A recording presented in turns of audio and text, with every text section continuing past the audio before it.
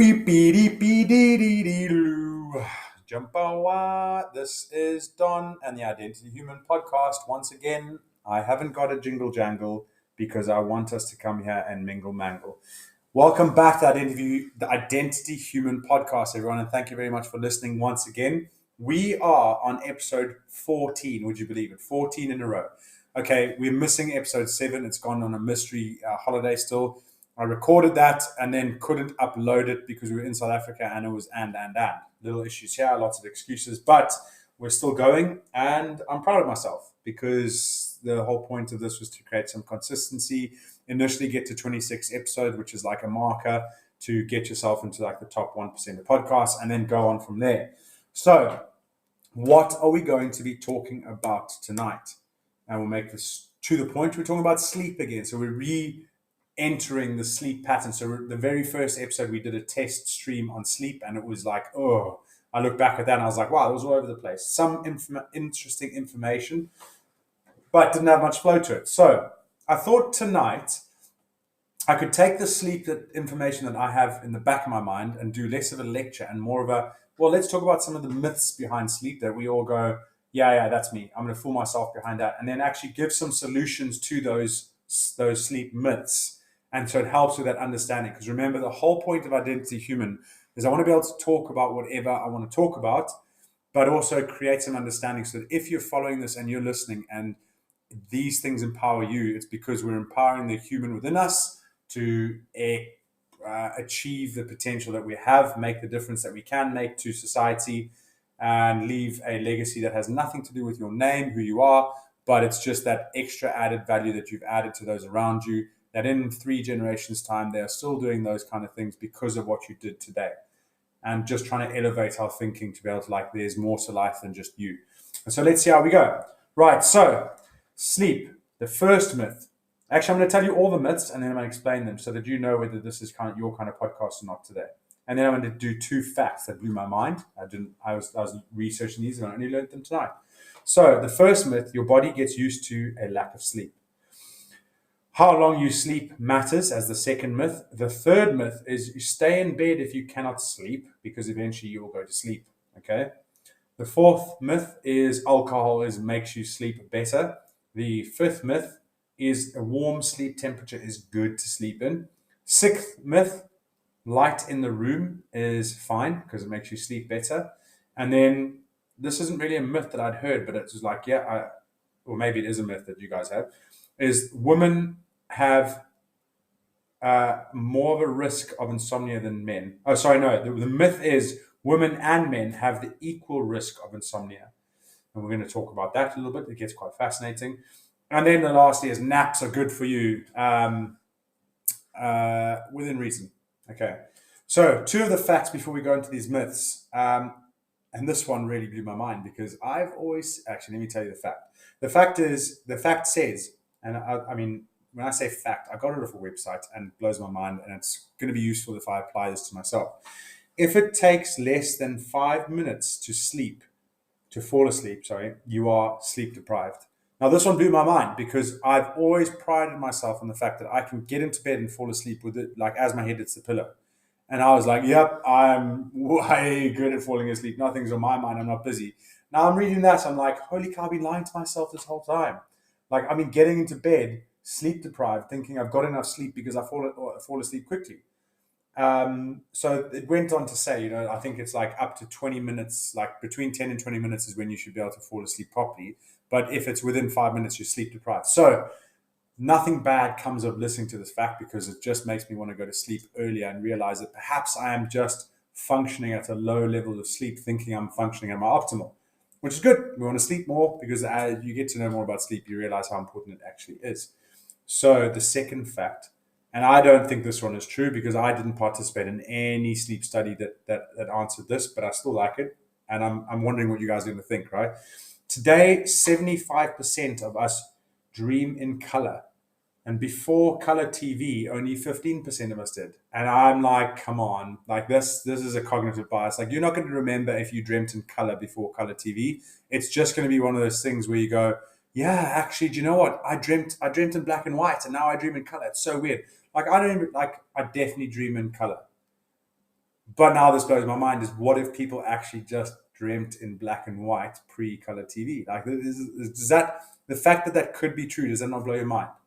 Anyway, that it does for me, and I'm going to move on because I could talk about that for too long and it wouldn't take us anywhere other than just be mildly entertaining, which is probably also important.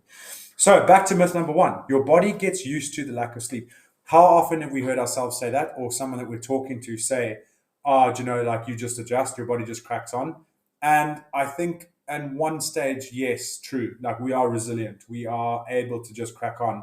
A bad night's of sleep or a couple of bad nights' sleep is actually not going to be that noticeable. But I'm going to introduce region beta paradox, which is the small things over a long time can add up to be something that's way bigger than it should justifiably be. So actually take note of the small things and how important they are. So one thing that I would talk about off the back of your body gets used to the lack of sleep. In short term, we recognize these things when we're lack of sleep: difficulty concentrating, the mood decline, impaired memory, which is sometimes harder because we just, oh, my brain's full. Oh, there's just this. Like, there's always a reason other than sleep that we can attain or attest to, bad memory or mood decline. Oh, I haven't eaten that well. Oh, there's this going on. I'm stressed. But actually, at the end of the day, it might just come down to sleep. Why not test it and see if you can commit to 30 days of 8 hours sleep? And then visible fatigue. So obviously, when someone's actually fatigued short term, like you can see it. And that's when it's probably a severe lack of sleep. But long term, and these are the ones where it's like the small things adding up, you don't actually recognize because you get used to your level of functioning in terms of your mindset and your day to day, and you think that you're functioning well, but you don't know what you don't know, right? And you don't know what it'd be like to function at a high level if you committed to getting 8 hours sleep. So the long term effects can be things like poor performance, cognitive decline, and actually increasing the risk of getting brain diseases like dementia and Alzheimer's. Because and that makes sense because if you realize how the sleep cycles work and what they do for your brain and how they just clean everything up, and if you're not giving your body that opportunity, uh, obviously there's got to be some ramifications long term. So I always, whenever I do some research on these to talk about them, I always come out and being like, "Whoa, I've got to be better around sleep because it is a core function." Like everyone talks about, fix your nutrition, do some some exercise to be healthier. But actually, you're actually fighting an uphill battle if you haven't got the sleep discipline in place. So for me, I really enjoy reading these because they really do emphasize the need to actually sleep better. And then we'll talk about sleep quality and everything like that. So, which is actually leads into the next myth. The next myth is how long you sleep matters. So, yes, that's true. They obviously say the golden time to aim for is between 7 and 9 hours. But how often do we say, well, I just think that's an unrealistic expectation? Well, you know, why is that unrealistic? Why is anything else in your life more important than your health and being present for the people that you love, to give the value that you have to give to the world? And why do you allow other things to take away your need, your primal need for sleep? 7 hours. Like, we should be sleeping longer than that if we're following the cycles of dark versus light, but we don't because we have, like, I'm sat here right now with blue light absolutely glaring into my eyes from these lights that I need to shine on myself to be lighted for the cameras, for the people watching. And we're willing to sacrifice these things, which we actually shouldn't be. So, and I want to get some red tinted glasses. I've got blue light glasses sitting right in front of me, but I actually haven't put them on. And now I'm going to put them on. So if you're going to hear a noise of that, that's me putting them on now. Now we're actually blocking out some blue lights. I happen to have ones that look like police or army ones that wrap around my face, like I'm a cyclist. It's not a great look, but it doesn't really matter because it's functional, right? Anyway, back to the point. I got sidetracked. So quality is important too when it comes to how long you sleep. So you think, like, there's so many different factors that affect our quality of sleep that we think we've slept for 7 hours, but actually we've probably got the equivalent of 3 cycles or 2 cycles within the way the brain works, and so we haven't actually gotten quality sleep. Um, and just as a reminder, like, you've got your 4 cycles of sleep where you have light sleep, deep sleep, and vivid, where you've got light sleep, deeper sleep, REM sleep. All those, we can get scientific on it, but the point is not to be scientific today. You have 4 stages of sleep that you're going to go through. Your first 15 to 20 minutes is that's that first stage. The second stage is that lighter sleep. Then you go into deep sleep, and then you go into REM sleep, which is that vivid dreaming. And each one of those phases has a function. So if you get disrupted at any point of those phases and you can't complete the cycle, and I think if my memory serves correct, a cycle takes about 90 minutes. So every 90 minutes, you go through that sleep cycle, and that's what you've got to keep repeating while you sleep in order to be optimal the next day. So you go from repairing your brain, flushing the toxins out, to having memory. There's an analogy of having a whiteboard in your mind that needs to be wiped, and the only way you wipe that is by sleeping well. So it takes information from short-term memory to long-term memory, and that's why you can see things like mood disorder, memory disruptions, hunger levels in terms of like the ghrelin and the leptin and all that kind of stuff that comes with it. It all comes from like a source of sleep. So I think, like, if you want to start somewhere, let's start with sleep. So sleep quality is good. So what I would say, going from sleep quality being important, and the next myth of, if you stay in bed if you can't sleep, is my point that I want to make of this is like, build your habits.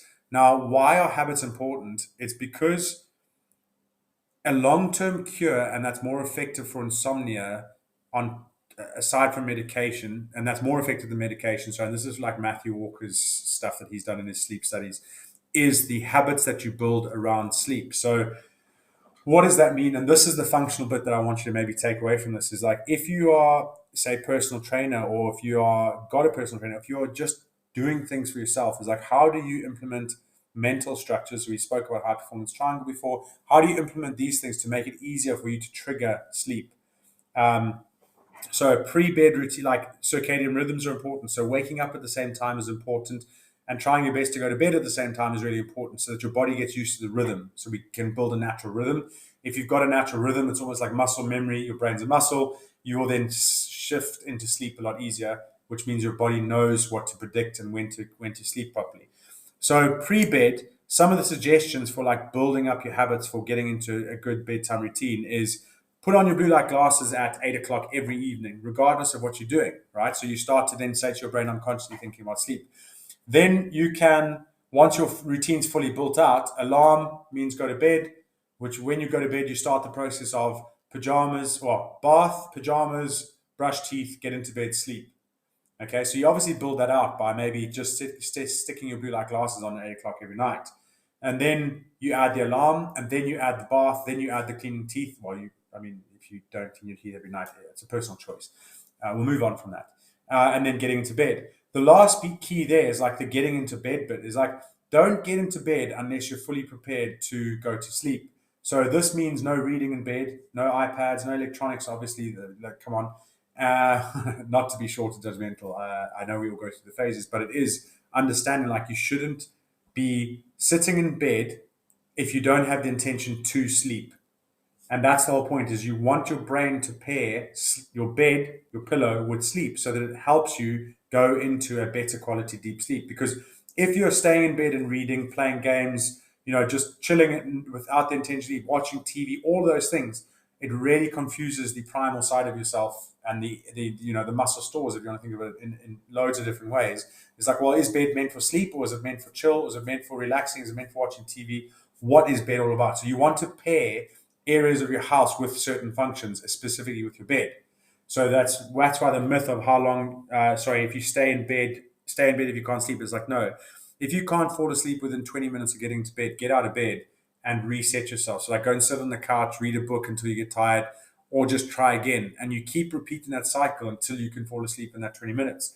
And so it's about enabling yourself by building habits to be better at your sleep a lot easier. Because when you first start out and you're trying to build sleep habits, it's going to be really challenging, because you're going to be trying to break so many other habits that you've got, whether it's watching TV, going to do X before you get into bed, getting in bed, and even reading. Like, those are really comfortable habits that we build. And it's hard to let those go, because they really make us feel good. So how do we make sure that we're getting sleep quality over a long term, and not falling into that sleep deprivation cycle, where like the hunger urges get harder to resist, and the moods then come in, and then it starts to create this horrible like cycle of different things battling us from trying to achieve the things that we are put on this earth to achieve. Okay, so I'm hopefully giving you some actionable things to take away, other than just trying to say we can be better than this. Like, let's just create a nation of sleepers. Like, where does that end up? The next myth is alcohol equals good sleep. Whenever I drink, I sleep like a baby. Sorry to bust your chops. This is not true. So it's the way I've seen this described is alcohol is a suppressant, and it disrupts the chemical interactions that should be happening with your brain when you sleep, and when maybe not chemical, but the neural firing of your brain when you're trying to sleep. So what that means is if it's suppressing functions within your brain, you can't go through your sleep cycles properly. So actually, you may be switched off and you may be asleep, but actually your brain hasn't gone through those cycles properly to actually properly be refreshed. So you still carry some of the stuff you've got with you from the day before, and then it starts to go into that cycle of being sleep deprived without realizing you're sleep deprived. So I think the official advice that Matthew Walker gives is like, if you're going to drink at 8 o'clock in the morning or 10 o'clock in the morning, because that gives your body a chance to flush out the toxins from the alcohol, so that by the time it comes to sleep, there's no toxins that are there to suppress the neural firing of your brain patterns, your brain waves, when it needs to go through cycles 1 to 4 in your sleep. Which is quite interesting because that's either going to empower you to stop drinking, or it's going to empower you to drink early in the day, which either way is going to be healthier. And if someone tells you, oh, have a nightcap, a glass of red wine makes you sleep well, understand it may knock you out, but it is not good for your brain because it's not allowing you to sleep properly. And that, when I heard that, was really empowering, because it just did mean that I'm not falling for that bias or the myth of drink alcohol and it makes you sleep better. You may feel like you slept well, but you haven't had the neural firing patterns that you need to sleep. The same goes for sleeping pills. The same goes for weed. The same goes for all these things that are meant to help you sleep better. Actually, and I think obviously I'm not a medical practitioner and I have no experience in this, but we are allowed to critically think for ourselves. And a short term fix for sleep is the sleeping pills, but it's not a long term fix. And I know some people stay on that because it's the only time they actually sleep. So if you are listening to this and you're taking sleeping pills, Matthew Walker, so I'm going to pass on the risk, the responsibility, but actually the expertise and the scientific studies is you pair your habit building with the medication short term, so that when you start to not take the medication anymore, your body has that rhythm and it has the routine. So you're not reliant on the medication, you're actually reliant on your habits, which are actually good for you. They're empowering. And so like those are really good things to understand, is like, how can we empower ourselves to be better as the human that we know we are and that we can be.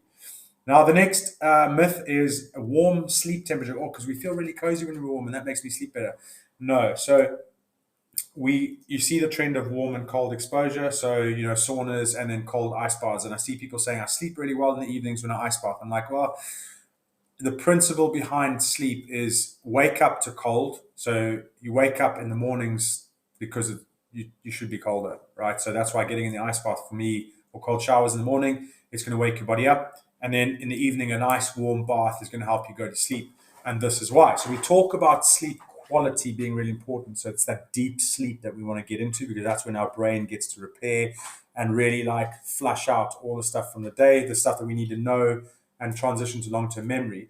Is when you have a warm bath, shower, sauna, warm exposure, whatever you want to term here, it then takes all the warm blood that's surrounding your internal organs, your core temperature, and brings that to the surface, because it's now trying to cool you down, because your body's amazing at regulating itself, which then obviously cools your core temperature down because your external is hot and now you're trying to stay. So that then enables you to get into a deeper sleep quicker. So, example, like the other night, I went to bed late because I just had to get stuff done. Not an excuse, but instead of going, oh, I can get my 10 minutes of sleep, extra minutes of sleep, I got in the shower and I had a warm shower because I knew I was going to be shorter on sleep. So I was going to boost the quality of sleep by having the warm shower. Now that's a short-term fix. That's not a long-term one. So ideally, it's getting your sleep in terms of the sleep hours plus adding the warm exposure in, so that when you get into bed, your core temperature drops and you sleep a lot deeper, a lot quicker, and for a lot longer. And that's how we're going to regenerate ourselves through the sleep.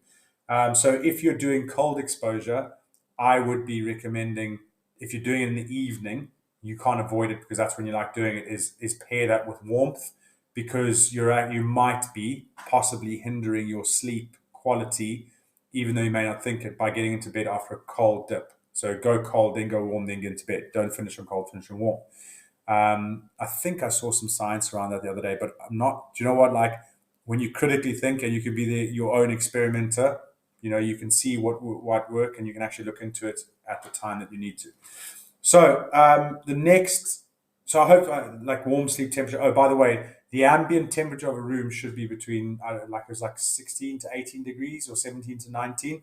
But a colder room is better for your sleep. So having a warm room is not good for your sleep. So that's why I like to sleep with the window open, or just making sure it's a bit colder, because that's going to send your core body temperature, the warm blood, to the external, which makes your deep sleep better. Same principle as what we said before. So if you understand the principle, then you can manage your room temperature fine. The next myth is light in the room is fine. No, it's not. I'm not going to go too deep into this one, but if you can sleep in a pitch black room, that's going to be the best for you. If there's going to be light in there, it's going to be breaking some of the cycles. So if you kind of think when you come out of a 90-minute cycle, if there's light in a room, that's going to be disturbing you. I mean, that's just a bias. That's just my logic telling me that. But this is one thing that I was like, I don't need to question. I've heard it enough times from so many different sources that sleeping in a dark room for me is not going to make a difference to my sanity as opposed to sleeping in a light room. Um, this might be for your kids though. If your kids are sleeping with the lights on, that might be inducing some sleep deprivation in one way or another. That's where moods or so many different things like, oh, let's look at their sleep first and see how it's working. So this obviously applies to adults, and if you've got parents, if you're a parent and you've got kids or you are a kid, like there's so many different ways to look at sleep and how important it is. Um, and then the interesting one of women and men have the equal risk of insomnia. I didn't even know that was a myth, but that's obviously not true. And why I wanted to talk about this myth is the hormone cycles. If you listen to Dr. Mindy Peltz, and she talks about the hormone cycles of men, it's like every 15 minutes we reset, whereas women's a lot longer. And so hormone cycles and the ups and downs of it can affect your sleep. And that's why women are more susceptible to insomnia than they are men. So if you want an actionable point of how to help that, if you are listening to this, go and read, listen to, watch Dr. Mindy Peltz, because she has some really good suggestions about time of the month that you should be fasting versus time of the month that you should be pushing yourself and exerting yourself, because it really does relate to where your hormone levels are at. And so you start to see there are some, and gents, if you listen to this, is an education piece. Insomnia will increase pre-period or pre-menstrual cycle for women because their hormone levels are now going like increasing, decreasing, whichever ones are going up and down. And after Mindy Peltz suggests the fasting because that helps control the ups and downs of the hormone levels, and then that reduces the other after effects like insomnia, etc., etc. Why I think that's important to understand is because those hormone levels and understanding of how they work are way more important than we give them credit for.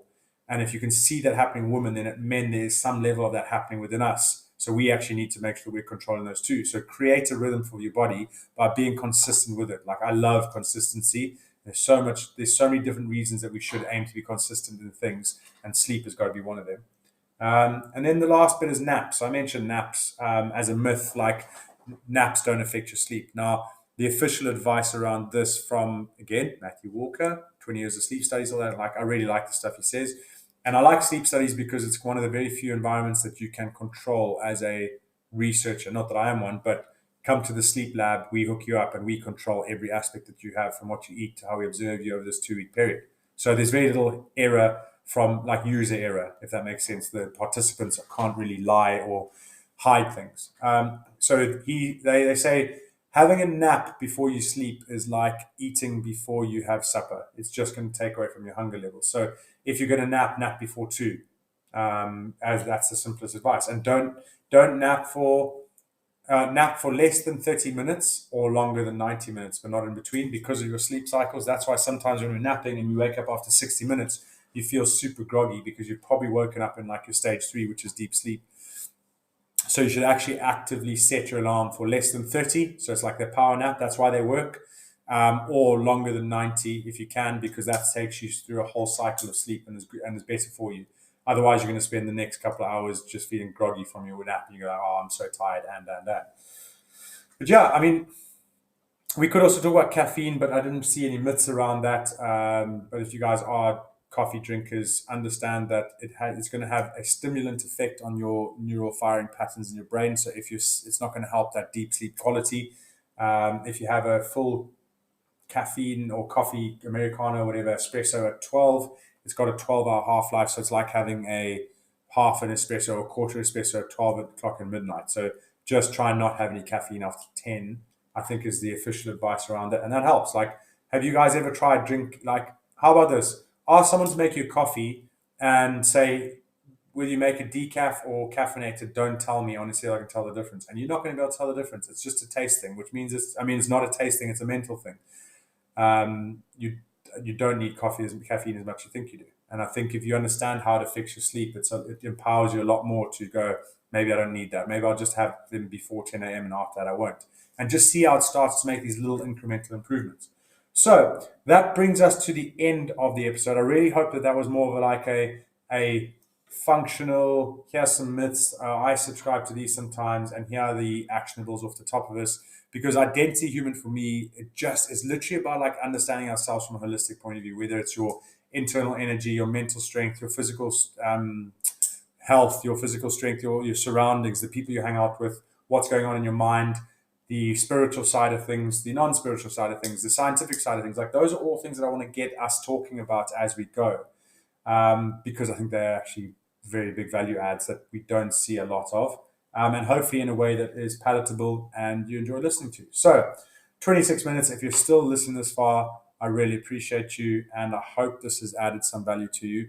And until next week, this is me signing out. Remember, Ubuntu, we are who we are through others. And add on to that, I'll look after me for you, and you look after you for me. I appreciate you guys, and I'm very grateful for you. See ya.